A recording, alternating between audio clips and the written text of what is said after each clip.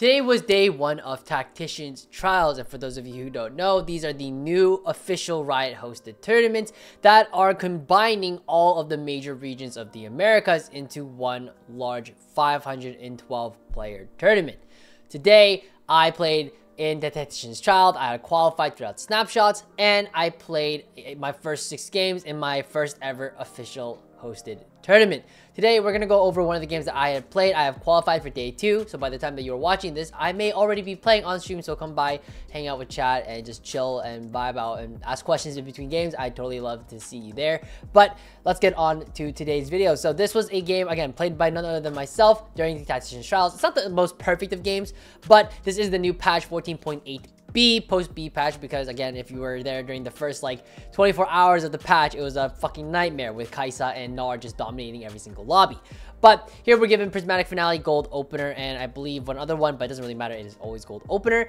And it's just a low variance portal, as you will see in most tourney games. A lot of us do prefer these low variants just because it feels a lot more skill expressive, and we can really try and feel like the game is more fair if possible. Starting off, we are given a Rod here at a Brexide pair. Nar, despite the nerfs in 13.8b, is still a very powerful unit to be re-rolling around. So you do see a lot of people in the early game holding on to a lot of the Dryads. Plus, Rek'Sai 2, just as a standalone bruiser for your frontline, is actually super strong.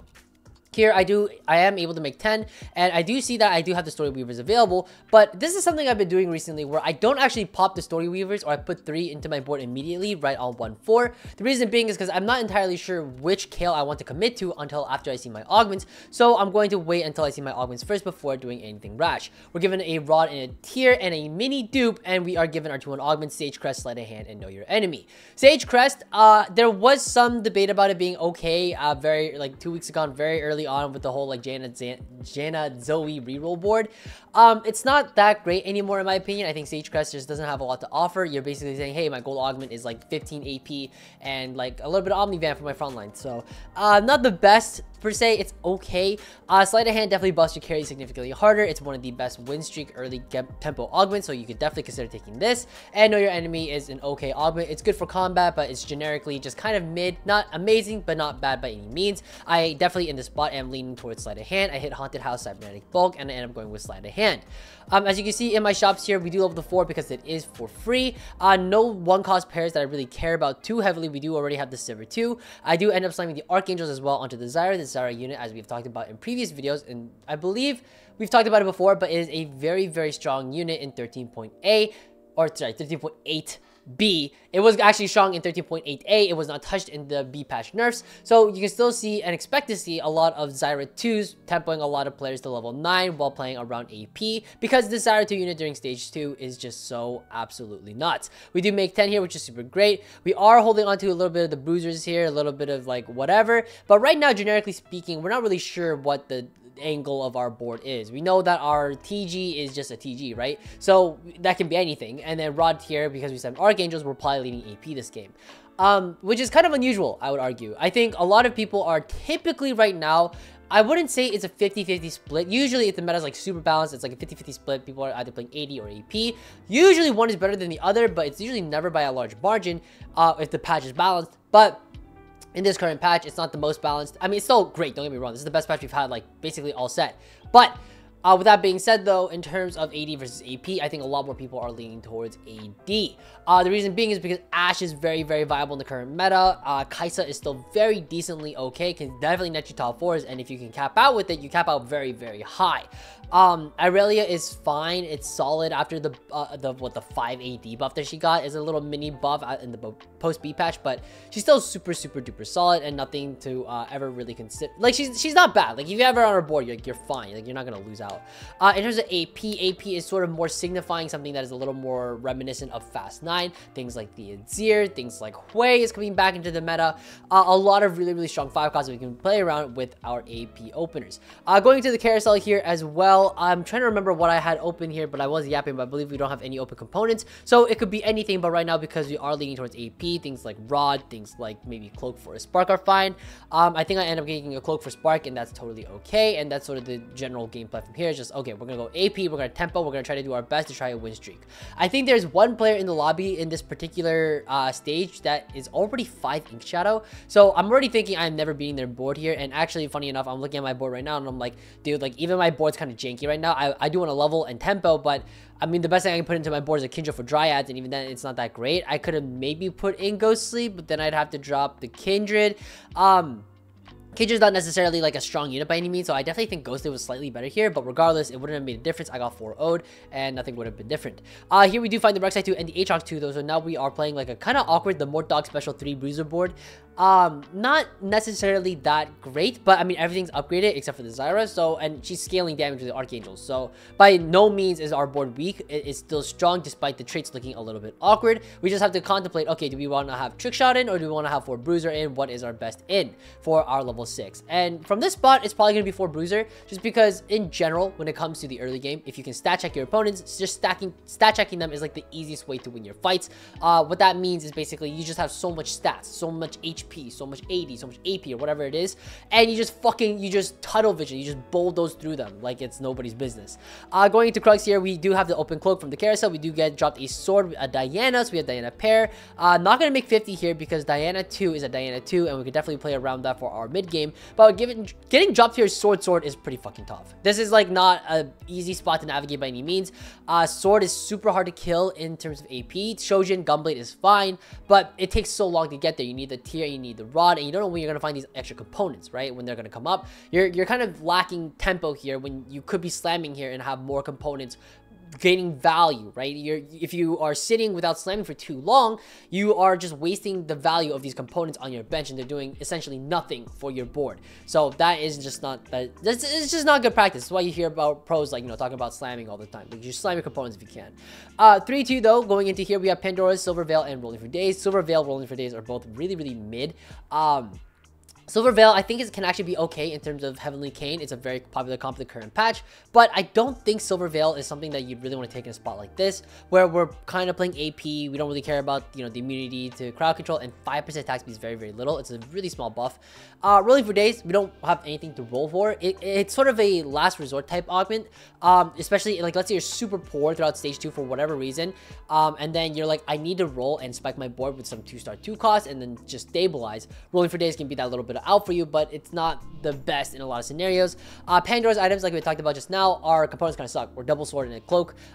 Cloak is actually fine for spark, but double sword is hard to kill, so Pandora's actually makes a lot of sense here, and I think that's actually what I end up going. Obviously, reroll middle and right side, see if we can hit anything better. And let's see, we get Tiny Titans item grab bag. There is, oops, sorry about that, that is my alarm. There is an argument to be made that Tiny Titans can be taken from this spot. Item grab bag is a little too difficult. It's a little too linear. If you get another 80 item, we're like super fucked. But Tiny Titans can actually be an okay decision for this spot, only because you could just say, okay, you know what, my components suck, but if I just bleed out, eventually I'll be able to fix them. But the problem is that because we're high HP and we take Tiny Titans, we're gonna have no prio on the carousel, so it's very easy to get more dogged on our items even further. So I would actually argue Pandora's is better in this spot, and I think that is what I end up taking. Plus, you get an extra component from Pandora's, and because you get that, maybe it's something good that you can have, like a spark or whatever, but it's another sword, and you know what? Life goes on. We can't slam anything. It is what it is. That's why we took Pandora's. We're gonna hold one sword just because we do want Shojin.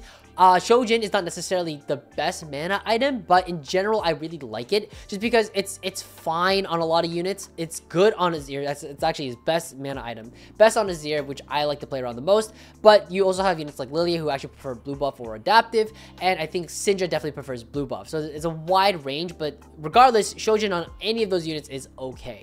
Now I did talk about Cloak being a sort of spark no matter what, but honestly, when you're playing Pandora's items, I think it's hard to be like, oh no, I'm gonna wait for BIS no matter what.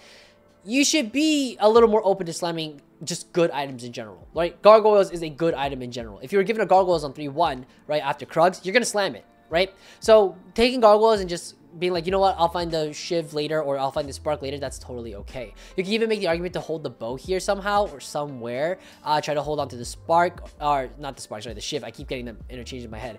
But they're both super fine. Like, you can do either or, and it's totally fine. There are multiple ways to find MR shard later down the line, so that's totally okay. I end up picking a Silas for Silas here, just because Silas is just super strong. Plus, we do have sleight of hand, so I could just TG Silas as soon as I find a good replacement for the Sivir. I don't want to TG the Silas too early here, just because Sivir 2 is a Sivir 2, and still putting in a lot of work. We do level here for the Diana, and quite honestly, you can maybe even make the argument that, like, hey, listen, like a Sivir 2 no trick shot, you could probably just sell the Sivir here and then just TG the Silas. That's probably stronger, and honestly, looking back on this clip, I would agree with you. I think that makes a lot of sense. I don't think the Sivir is going to be doing that much work, and it's more of just an attack speed steroid, if anything. So, looking back on this, I probably should have TG'd the Silas, but hey, it is what it is. When you're in the driver's seat, when you don't, you have limited time to think about your moves, it's hard, right? It's a lot easier to talk about the game in retrospect than it is to talk about it while in the moment. But going into here, again, our game plan is pretty solid. I think I'm getting a little tilted because I haven't seen a rod or a tear from the Pandora's items over like the course of a whole stage. It's been nothing but like belt, chains, and crit gloves, I think. So it's been kind of low roll in terms of the Pandora's, but I mean, hey, at least we're re-rolling and we have the potential to hit something, plus at least we got the gargoyles, right? Going into here, it looks like we are winning this as well. Again, Zyro 2 is just such an absolute menace of a unit. It's just so good. It just tempos you so easily. So here, I'm looking at my spot. I'm like, okay, you know what? We got through stage 3. I'm the most HP in the lobby. I'm 87. I'm super healthy. You know what? Maybe we just go fast 9. So we do see the Teemo in the shop here, and you can see me starting to plug in the units. I think at the time of playing this game, I was super more invested into the Dragon Lord's fast 9, which if you don't know is you basically just take all the Dragon Lord units and you just use that as a core, and then you just build your board around them. But in this game, I think nowadays rather, I think I don't prefer that as much. I think 4 Dragon Lord just isn't really worth taking in all the shitters. Lee Sin just doesn't really do anything. You don't usually itemize him if you're playing around a Dragon Lord core. So your Lee Sin is pretty dead. It's a very expensive dead trait bot. And then on top of that, you have units like a Janna as well, who isn't doing too much. Like, yeah, she has some shielding, but you could definitely fit in some better units in there. Plus, around the Dragon Lord core, it's a little difficult to tech in a Lissandra, who is just such a fucking good unit now. You see just everybody taking a Lissandra onto their board. And, if you have a Lissandra on your board, you get the cap out much higher because she gets to farm you more components, more resources, and it's just everybody's a good time. Here we're giving tons of stats, Capricious Forge, and support cash. One thing to note is that I actually slammed a cloak onto the Silas because I was thinking, hey, you know what? I'm down to just make the spark whenever I get it, so I'll just cloak the Silas. But it was a very rash decision because again, we should TG the Silas. So actually, Capricious Forge, it's not the best augment by any means, but if you look into the stats, Capricious Forge is actually incredibly good on Silas. Silas is, I would argue, the best TG holder inside of the whole set. But on top of that, Capricious Forge just makes it even better. You just have these 2 Ornn artifacts on top of the Silas, who can basically utilize most of them. And it's a really good time. So Capricious Forge here to tempo slam onto the Silas here, and then eventually put it onto somebody else would have made a lot of sense. But unfortunately, because of the cloak slam onto the Silas here, which was a very large mistake on my part, this is no longer an option, basically. Like, we don't have anybody else who'd actually really want to hold this. So we're going to be rerolling Capricious here. Support cash is okay. It's really a preference. I think I like tons of stats a little bit better just because of the 4 mana bug that's going on right now. If you don't know what I'm talking about, basically the way that Aurelia's ability works, she has technically 8 mana, but because she gains 4 from tons of stats, she like gets 4 mana and then she can cast her ability like super fast. So capping with Aurelia with tons of stats actually feels pretty good. So I actually really like tons of stats in this spot, and that's probably what I'm going to lean. And I'm probably thinking in my head, okay, if I take tons of stats here, I'm probably going to go, you know what, it's probably just a Aurelia and Azir game, and I do Aurelia, Azir plus the Dragon Lord core, and that's probably going to be my game plan, and that's probably what I'm going to map out in my head. So that's sort of my general thought process in this spot, and I end up taking tons of stats. Now you can see also, by the way, there is a encounter coming up on 4-3 in the next stage, and I'm really thinking about it in this spot, and I want to know what you think if you would level in this spot, because if it's a Kha'Zix encounter, I lose so much money. I lose a large amount of money, but I am on a 5 streak. I do want to try to maintain tempo if I can, so leveling here is what I end up doing, and it is what I believe is the right direction or right decision. But I wouldn't be surprised if somebody told me like, hey, like, you should have waited 1 more before leveling, and then like see where that gold could have went to, because if it's a Kha'Zix encounter, I could have been level 9 at like 4-5. So I don't know. It's tough. I think you do level regardless, though. You are on a 5 streak, and again, I say this with like 90% confidence that like leveling here is correct. But if somebody told me, hey, you should maybe wait it out for the encounter because you're probably gonna lose anyways, I could see the argument for that. I could see the argument for that, and I wouldn't like blame you for thinking that by any means. We're gonna fast forward a little bit here because from this point on we are basically just losing. It turns out that the encounter turned out to be a Tom Kenshin counter. I think I ended up taking component anvil here instead of gold. The only reason is because I thought, you know what, if it's a component anvil, maybe I can finally get my fucking spark, maybe I can finally get some MR shred going around. I missed, and then I was thinking, you know what, hey, I don't have any consistent, you know, anti-heal, so I was like, red buff is fine, and I pick up the Aurelia here as well. And I'm thinking, is the Aurelia better here or not? The only reason why I don't tech into it is just because, again, I'm kind of stuck on this idea that like I don't have anybody I want to TG, so I'm kind of stuck with this like Aurelia on my bench here. It doesn't feel the greatest, but it is what it is. We're still making 50 anyways. It's not the worst in the world. And if he told me I'm supposed to like TG the Riven here and I'm supposed to like red buff Aurelia, I wouldn't be surprised. But I do think red buff on the Zyra makes the most sense because you do want to stack 3 items onto your carry, whoever that may be, early, mid, or late game. So in this scenario, red buff being on Zyra, and then eventually it's probably going to be my Shojin Archangels on Azir and red buff on Irelia. That is the ideal scenario here. I believe I take bow for bow. I don't really have any other reasoning as to why. I just took it because I could. Again, this is one of those weird spots where I'm thinking like, hey, I have a Udyr on my bench that cannot possibly write, but I could not figure out what is better. I think 20 AP from Arcanist is stronger. I don't think a Rek'Sai 2 is better than a Galio 1. I also don't think that like Udyr fits as a threat. Like maybe I drop it over the Sage, but the problem is that I think Sage actually kills more units here because it gives my Zyra another 15 AP. So I'm thinking, you know what, Zyra probably kills more units with the AP, but maybe I'm wrong and the CC from Udyr is better.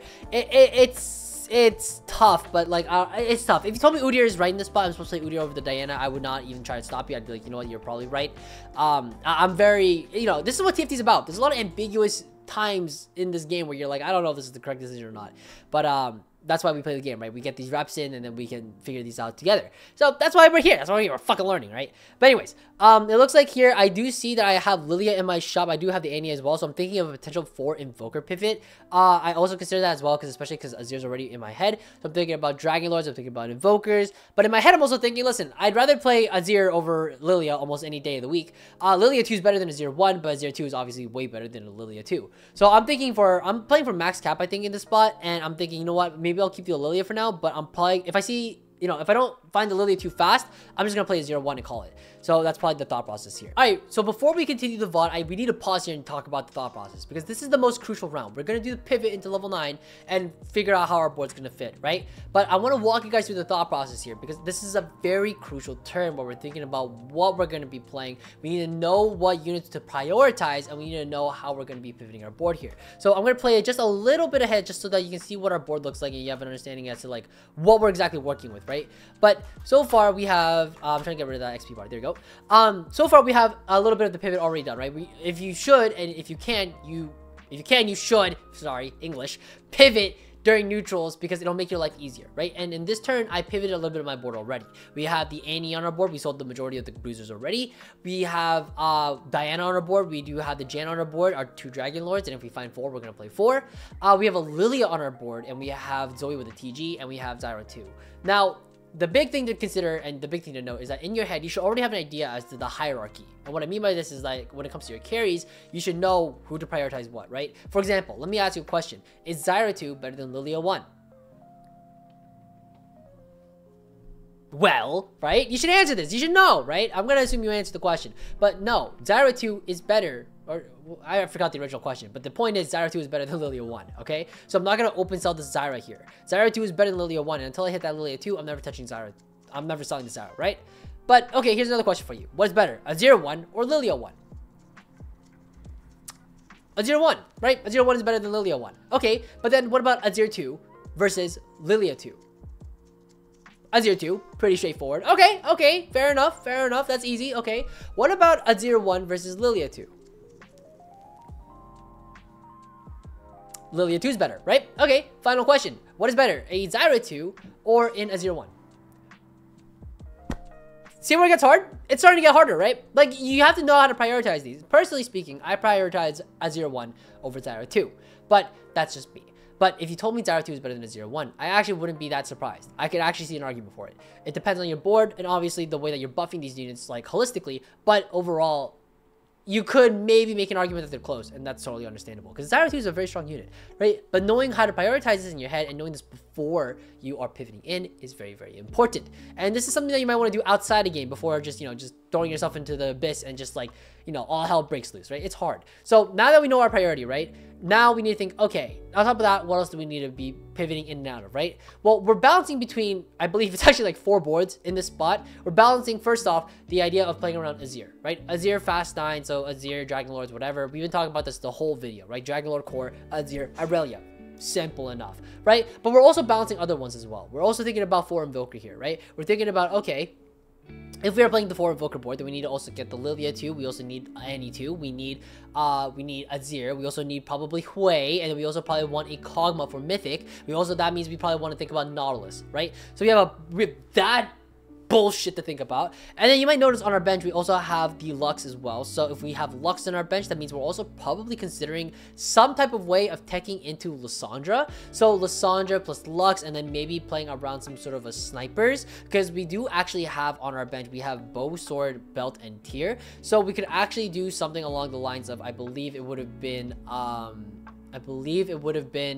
Evan Shroud plus like GS and like something else for like Ashe. Like it's a bit of a stretch, but the line is there. Like you could definitely consider it. So that is also an option where you have like Ashe, 4 Porcelain, and you itemize your Lissandra, right? We have red buff for Ashe now that I'm thinking about it, right? That's an idea as well. So we need to think about Amumu as well, right? So balancing that, right? So we got 3 main cores, right? But we're leaning towards the Dragon Lords with the Azir and the Irelia. But if we find the Invokers, we find that Lilia 2, 8, like lickety split, fuck it, Lilia 2. And then if we find like Ashe 2 out the wazoo plus like Lissandra, we'll pivot into that, right? But having these 3 main ideas in mind as we are rolling down our money and trying to balance everything is very difficult. This is what really separates the best from the best, right? I'm not great at this myself.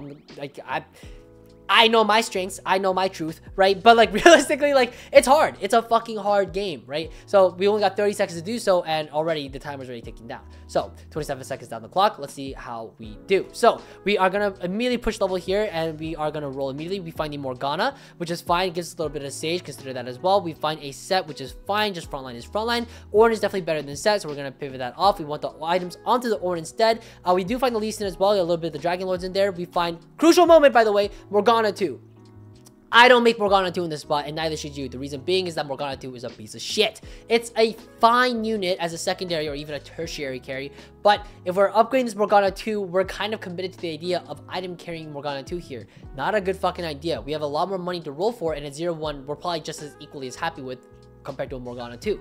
So we're going to keep rolling here, and we're actually going to sell all the Morgana so we don't get baited into here. We want to simplify our thought process if we can. And by the way, Xayah Rakan is in the shop, and that gives us a 4 Dragon Lords. So we're going to keep this going. Xayah Rakan, we find this as well. We'll find the Azir 1, no Lilia 2. So we're going to play the Azir instead over the Zyra, because we've already made that hierarchy in our head that we'd rather play Azir 1 over a Zyra 2, right?